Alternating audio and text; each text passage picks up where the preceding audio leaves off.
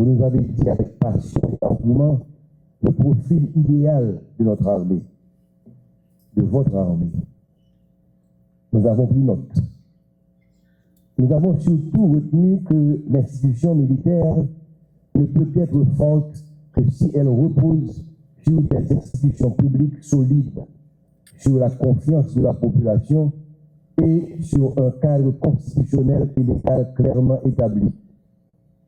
Je prends l'engagement, de concert avec le haut commandement de l'armée, pour que vos idées lumineuses alimentent notre doctrine, nos règlements, nos règles d'engagement et tous les documents qui vont régir le futur des forces armées d'Haïti.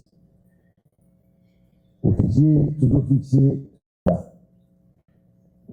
nous défendons même gens avec moi, qui gens participent à eux, qui souciés de sécurité nous.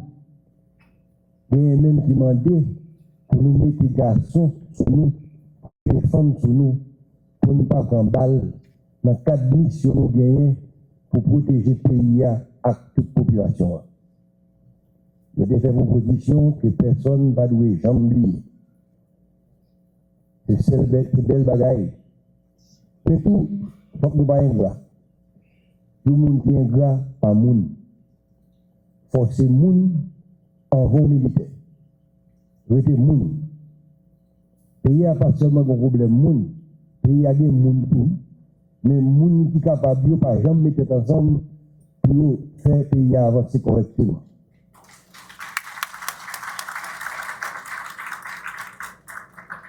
On nous reste monde et puis monde chaque jour. Après, nous avons un pays sans que ce n'est pas ça fait pas nous n'a réglé. Si chaque monde a réglé ça fait, le pays a tout boum. Vous songez, la caille, c'est la caille. Et quand je n'ai pas arrangé le pays pour nous, c'est nous pour faire force courage dans l'union et dans la paix.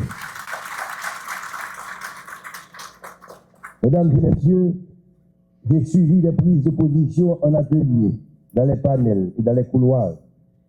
Les débats parfois houleux et les positions antagoniques dans les ateliers m'apprennent un moment d'éveil du nationalisme haïtien. Il me rappelle qu'une nation qui ne s'organise pas pour assurer sa propre défense et qui ne débat pas de son armée est une nation qui charge les autres de le faire à sa place. Mesdames et messieurs, vos réflexions nous ont permis de répondre à la question qui a suscité l'organisation de ce forum. Quelle armée pour Haïti?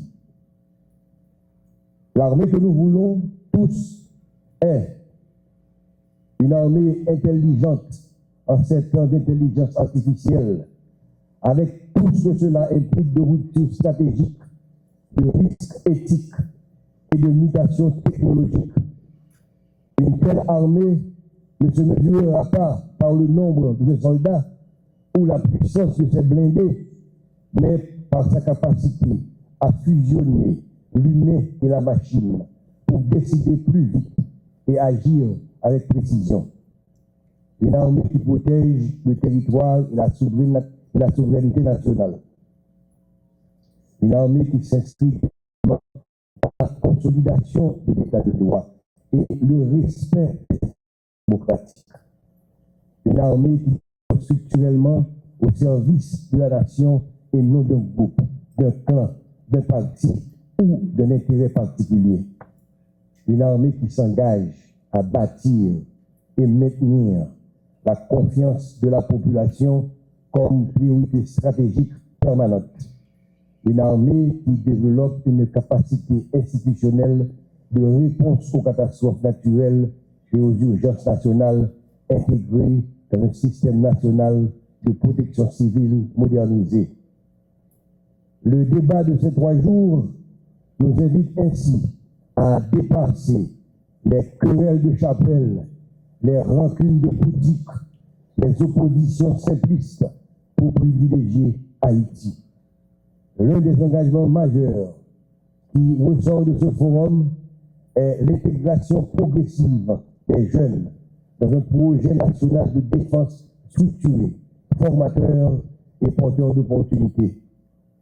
Au terme de ce forum, nous avons désormais une obligation de sensibiliser l'État pour transformer les interrogations et les conseils en politique publique et les idées en institutions fonctionnelles. Mesdames et messieurs, je voudrais remercier le premier approuver et supporter cette démarche dès le premier jour. Aux membres du haut commandement de l'armée, je dis merci pour leur détermination. Je remercie également l'Université d'État d'Haïti et sa faculté de droit et des sciences économiques, dont l'accord de partenariat signé ici même il y a 3 jours restera l'un des actes fondateurs de ce forum. Je voudrais également remercier chacun des panélistes qui se sont succédés à cette tribune. J'adresse des remerciements spéciaux institutionnels et internationaux, ainsi que la presse qui a couvert l'événement en direct des 3 jours. Je remercie tout le cabinet du ministre pour un travail de titan.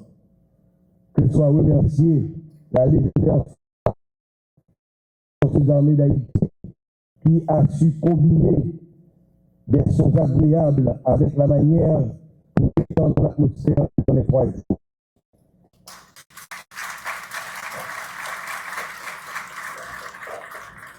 Je remercie chacun d'entre vous pour votre présence ici. Un remerciement spécial à Mme Chapal et à son équipe pour son souci du travail bien fait. Je veux également remercier le secrétariat privé du ministre, les membres du protocole et toutes celles qui ont contribué à la réussite de ces assises. Je remercie chaque venant qui ont à la richesse